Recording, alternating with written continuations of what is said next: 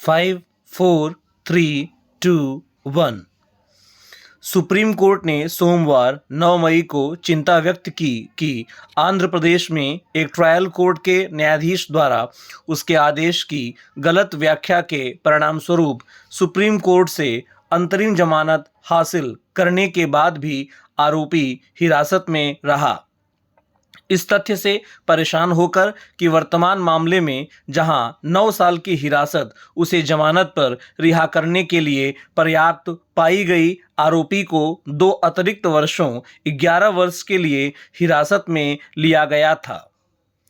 Justice U Lalit, justice S Ravindra Bhat, पी.एस. नरसिम्हा और justice Sudhanshu Dhulia की पीठ ने माना कि यह हुसैनारा खातून और मोतीराम को फिर से कैद करना है। यह मामला बहुत ही खेदजनक स्थिति को दर्शाता है। सुधारात्मक उपाय शुरू करने के लिए बेंच ने निम्नलिखित सामान्य निर्देश पारित किए। प्रत्येक हाईकोर्ट हमें ऐसे सभी आदेशों का विवरण देगा जिनका पालन किया जाना बाकी है और संबंधित व्यक्तियों के बारे में जो अभी भी जेल में बंद हैं। समस्या का समाधान करने के तरीकों में से एक यह होगा कि एक रजिस्टर हो और यह आंकड़े बनाए रखें कि कितने मामलों में जमानत पर व्यक्तियों को रिहा करने के आदेश जारी किए गए थे और यदि इस तरह के कुल मामलों में से कोई भी व्यक्ति किसी कारण से जमानत पर रिहा होने के अवसर से वंचित रहा। रजिस्टर में उचित सुरक्षा आदि सहित कारणों का उल्लेख होना चाहिए कि संबंधित व्यक्ति द्वारा व्यवस्था की जा सकती है या नहीं। इस तरह के मामलों को अगले महीने संबंधित अदालत के समक्ष सूचीबद्ध किया जाना चाहिए और यह तथ्य कि व्यक्ति को अभी तक जमानत पर रिहा नहीं किया गया है संबंधित न्यायालय के ध्यान में लाया जाना चाहिए, जिसके आदेश के तहत व्यक्ति को जमानत की राहत दी गई थी। प्रत्येक हाईकोर्ट द्वारा आज से 6 सप्ताह के भीतर विवरण दिया जाए। आगे निर्देश दिया, हमें यह देखना चाहिए कि इन मामलों को हाई कोर्ट और सभी संबंधित द्वारा अत्यधिक गंभीरता से लिया जाए।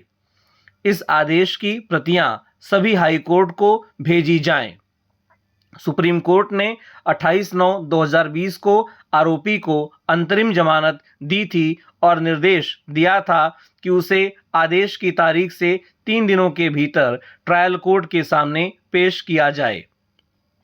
कोर्ट ने ट्रायल कोर्ट को निर्देश दिया कि वह उसे ऐसे नियमों और शर्तों पर अंतरिम जमानत पर रिहा करे जो वह उचित समझे।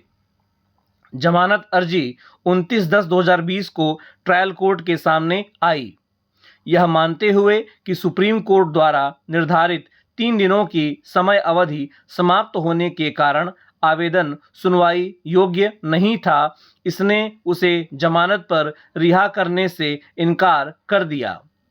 हाई कोर्ट द्वारा पारित आदेश का प्रासंगिक भाग इस प्रकार है। सुप्रीम कोर्ट के आदेश के अनुसार समय समाप्त होने के बाद याचिका कैसे सुनवाई योग्य है, इसलिए वापस की जाती है। बेंच यह नोट करके परेशान थी कि ट्रायल कोर्ट द्वारा गलत तरीके से प्रक्रिया में तेजी लाने के लिए उक्त आदेश में पेश की गई 3 दिनों की शर्त ने आरोपी को जमानत पर रिहा करने में 2 साल की देरी की है। यह टिप्पणी की हमें आश्चर्य है कि एक न्यायिक अधिकारी ने इस न्यायालय द्वारा पारित आदेश को उस तरीके से पढ़ा जैसा कि उसके आदेश से प्रकट होता है। वीडियो के डिस्क्रिप्शन बॉक्स में इसका PDF लिंक दिया हुआ है।